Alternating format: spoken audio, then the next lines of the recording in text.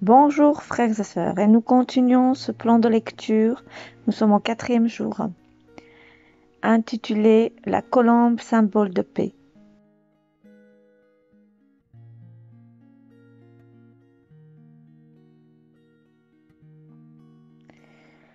Dans le monde entier, la colombe est l'emblème communément accepté de la paix. Le logo des Nations Unies, par exemple, représente une carte du monde structurée en 5 cercles concentriques, le tout dans un nid fait de branches d'olivier. Cette allégorie, qui trouve sa source dans la Bible, au moment du reflux, représente, pour nous les chrétiens, les deux oins qui se tiennent devant le Seigneur de toute la terre. Jésus, la parole, et le Saint-Esprit sont seuls capables de restaurer la paix, là où la guerre a tout détruit. Nos pensées sont et seront toujours notre principal champ de bataille. Ce sont elles qui, les premiers, génèrent la paix ou la guerre, en nous ou dans notre entourage. Savoir subjuguer, dompter, soumettre, puis contrôler ses pensées et sa langue requiert à quiconque professe la foi chrétienne un véritable doigté d'orfèvre. Cette guerre commence en soi, mais se joue partout. Une colombe ne supporte pas le stress. Le stress génère dans son jabot un acide amer qu'elle ne peut ingérer et qui progressivement la tuera, sans aucun doute possible. Si les querelles éructent à la maison, une colombe va se réfugier d'un coup dans un coin de la volière. On n'entendra plus son chant ni ses tendres appels. Que persistent ces tensions, c'est pour longtemps qu'elle n'osera même plus s'exprimer. Progressivement, ses yeux resteront longtemps fermés. Elle maigrira, passera moins de temps à s'envoler et se fera craintive, démotivée. Donc ici, il parle de la colombe même. Je pense que au sujet du Saint-Esprit, le Saint-Esprit, c'est vrai qu'il ne pourrait pas cohabiter là où il y a le stress, là où il y a le manque de foi, là où le manque de persévérance est constant, là où on veut pas se confier au Saint-Esprit, là où on compte pas sur le Saint-Esprit, mais qu'on choisit plutôt par nos propres forces, par nos propres efforts de régler nos problèmes dans la maison. Je crois, au fur et à mesure que nous allons mettre le Saint-Esprit de côté, évidemment, alors là, il se retirera pour un instant et il nous laissera faire par nos propres forces et nos efforts, jusqu'au moment où nos forces humaines seront épuisées. Seulement là où nous allons dire Saint-Esprit, viens, je ne sais plus quoi faire. J'ai besoin de toi. J'ai besoin de toi. J'ai essayé de toutes mes forces, mais là je veux vraiment m'abandonner. Aide-moi. Je pense que c'est là que le Saint-Esprit revient, et si nous le laissons sincèrement, si nous manifestons la foi dans la parole du Seigneur et que nous nous attendions à lui, il y aura des choses merveilleuses qui vont se passer et nous allons voir le Saint-Esprit en action dans notre vie. Alléluia. Je continue la lecture du pasteur Freddy de Coster. Une colombe a toujours besoin d'être rassurée. Elle ne se tient pas les disputes. Ce n'est pas une poule ni une oie. Elle aime qu'on la prenne sur soi, avec soi. Si un événement crispant s'est passé, vous pouvez la prendre dans les mains, la poser contre votre cœur, qui bat bien, moins vite que le sien, et tout doucement, elle va s'apaiser. On ne parle pas fort à une colombe, on susurre à son oreille. Si les inquiétudes ou les angoisses, si les conflits ou l'orgueil, si les disputes ou les comparaisons sont légion en toi, dans ton entourage ou encore à l'église, ne t'étonne pas de ne plus ressentir sa présence. C'est que le Saint-Esprit est effrayé par les éclats de voix. Il s'est probablement senti mal à l'aise. Et que dire du manque de foi? Cette peur qui persifle en vous et qui dévoile un cœur aux abois, un stress qui vous suggère de prendre des décisions humaines dans l'urgence.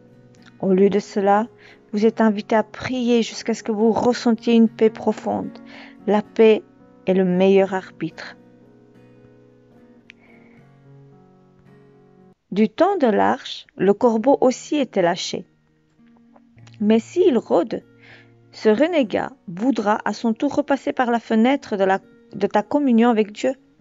Sache pourtant qu'il n'y aura jamais une parole douce ou un bon conseil dans le clapet. Car étant trompeur lui-même, ce pillard aime dérober pour se gaver. Plus que tout, il raffole de la chair morte. C'est un charognard qui se délecte en déchiquetant une victime de nos champs de bétail. Devenus chrétiens, nous devons donc impérativement perdre le goût des plaisanteries malsaines, des médisances, des calomnies, des comparaisons, des jalousies, qui jadis faisaient le lit de nos rivalités. Ces attitudes génèrent toujours le fiel et l'amertume dans le corps, mais jamais la paix. Puisse ce corbeau diplomate de tes tristesses être relégué au rang d'oiseau de mauvais augure. Puisse au contraire la colombe se sentir libre de pouvoir chuchoter à ton oreille des moyens de devenir expert en réconciliation. Par sa douceur et par l'espérance qu'elle manie si bien, l'enchanteresse colombe se réjouira d'amener dans ton monde cette merveilleuse onction de guérison. Sa présence, c'est ta paix. Alléluia. Oui, Saint-Esprit, ta présence dans mon cœur, dans mon âme, dans mon esprit, est la paix. Ô glorieux Seigneur, je bénis ton saint nom. Je bénis ton nom. Tu fais les choses si merveilleuses et ton Esprit Saint est si merveilleux, doux comme une colombe. Adorable Saint-Esprit, merveilleux consolateur, enseignant de mon âme, parle-moi encore et encore par ta voix douce, par ta paix, Seigneur, par ta présence, ô Saint-Esprit qui communique la paix. Sois dans mon cœur, dans ma maison, cette maison que Dieu m'a donnée, que je suis le temple du Saint-Esprit. Habite-moi complètement, ainsi que mes enfants. Seigneur, que cette maison soit vraiment une source de bénédiction, une source de paix pour tout ce qui nous entoure. Ta présence, Saint-Esprit, qui nous remplit et nous touche jusqu'à déborder. Au nom de Jésus. Alléluia. La prière que le frère, le pasteur nous a écrite. Merci, mon si cher Seigneur, pour ta paix, qui est le privilège absolu de mon salut. Merci pour ta parole qui me rassure et me dit, je vous laisse la paix, je vous donne ma paix. Je ne vous donne pas comme le monde donne. Que votre cœur ne se trouble point et ne s'alarme point. Amen. La paix que Dieu nous a donnée, c'est son Esprit Saint, c'est sa parole. Alléluia. Oh Saint-Esprit, merci parce que tu nous révèles ton amour. En ce moment, je sens tellement ton amour, ta présence dans mon cœur. Ton amour me touche, Saint-Esprit. Et la grandeur de Dieu, oh, je la vois, je la ressens. Merci Seigneur. Merci Seigneur pour ton Esprit Saint. Je veux t'honorer sincèrement, te louer, t'adorer. Merci. Merci pour ta présence. Merci pour ton Esprit Saint. Saint-Esprit, douce colombe de Dieu. Oh Seigneur, touche mes frères et sœurs aussi en ce moment. Tous ceux qui écoutent. Seigneur, que ta rivière de paix coule en cet instant. Ta pluie de bénédiction. Là où il y a le stress, le désordre, la tristesse. Que ta paix coule maintenant dans le cœur de tous frères et sœurs. Que ta paix coule dans leur demeure, dans leur corps, qui est le temple du Saint-Esprit. Saint-Esprit, remplis-nous. Oh, glorieux Jésus. Saint-Esprit, merci. Merci, merci, merci, merci. Que le nom de Jésus soit loué, honoré de tous. Car il n'y a pas un autre nom qui a été donné sur cette terre, ni sous le ciel, par lequel nous devons être sauvés. Frères et sœurs, je vous laisse continuer dans l'adoration, dans la présence du Saint-Esprit, car moi aussi je le ressens très fort. Je continue avec le Saint-Esprit en ce moment, et je vous dis que la bénédiction de Dieu soit sur vous, que la paix vous accompagne en ce jour, à vous et à vos proches, toute votre maison. Au nom de Jésus, Amen. Amen.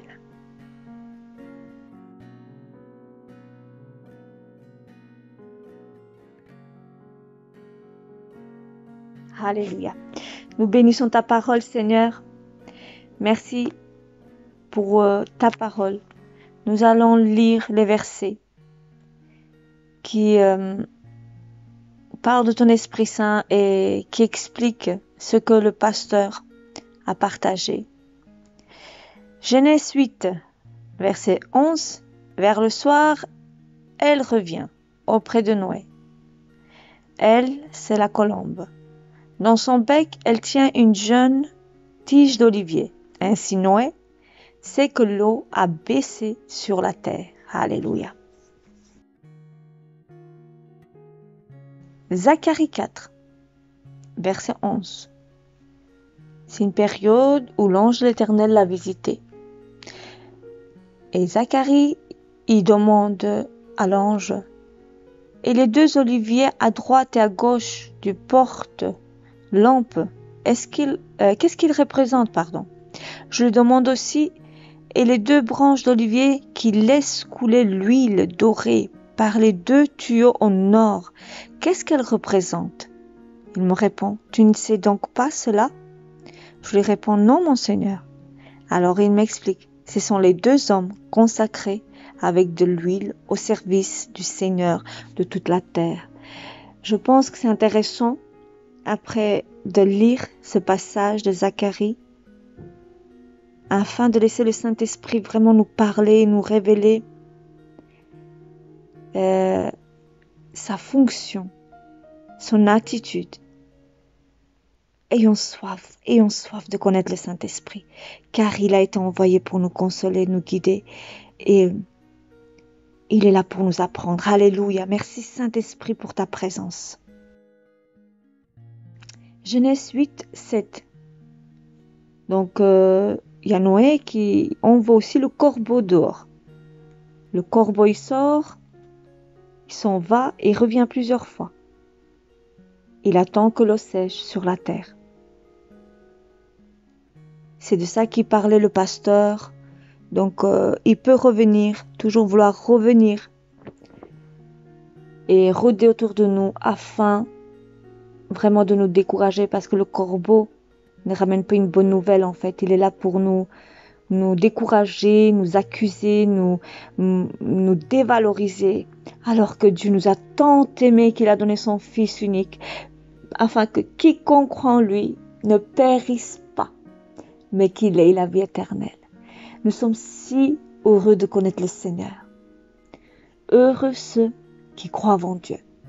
Heureux ceux qui connaissent la vérité. Le chemin, la lumière de Dieu. Jésus-Christ de Nazareth. Alléluia. Je suis dans la joie, frères et sœurs. Je suis tellement bénie. Vraiment, je sens vraiment cette chaleur, cette cette rivière qui coule abondamment, ça me fait du bien. Ça me fait du bien. Que je prie que le Saint-Esprit vous touche en même temps que vous lisez, que vous écoutez cette vidéo. Le Seigneur est bon. Le Seigneur est bon. Alléluia. Et alors, voilà. Donc, première lettre de Pierre, chapitre 5, verset 8. Soyez sobres, restez éveillés. Votre ennemi, l'esprit du mal, est comme le lion qui rugit. Il va partout et cherche quelqu'un à dévorer. Alléluia. Je prie que cela ne soit pas ni moi, ni toi, ni vos familles, ni vos enfants. Ô Seigneur Dieu, que le sang de Jésus, le sang de l'agneau, couvre nos familles en cet instant. Que nous soyons cachés aux yeux de l'ennemi. Oh oui, cachés sous ton ombre, sous tes ailes, sous le sang de l'agneau. Alléluia, alléluia. Qu'il ne trouve personne chez toi qui puisse dévorer, mais au contraire, que tous y soient protégés et touchés par la puissance de Saint-Esprit. Alléluia. Alléluia. Jésus, notre merveilleux Seigneur, nous terminons avec ce verset dans lequel il dit, Jean chapitre 14, verset 27, « Je vous laisse la paix, je vous donne ma paix, je ne vous la donne pas comme le monde la donne. Ne soyez pas inquiets et n'ayez pas peur. » Sincèrement, le monde, est-ce qu'il nous donne une paix? Quelle est la paix que le monde nous donne? Nous ne sommes pas en paix avec ce que nous voyons aujourd'hui. La seule paix qui peut me rassurer, c'est la parole de Dieu. C'est l'Esprit Saint de Dieu qui vient me chuchoter dans le cœur, dans mes oreilles, et qui me dit, vous savez ce qu'il m'a dit hier? Sadette, souvent tu t'attends et tu as peur et tu t'attends au mal. Change. Attends-toi à l'action de la bonté de Dieu, à l'action du Saint-Esprit dans ta vie. Chaque jour, lève-toi et dis, je m'attends à quelque chose de bon aujourd'hui. Je m'attends à ce que Dieu va faire quelque chose de bon aujourd'hui pour moi et mes enfants. Est-ce que vous, si vous n'avez pas ça, de toujours penser, il va arriver quelque chose, oh, et si, et ça. Toujours on s'attend à quelque chose de négatif.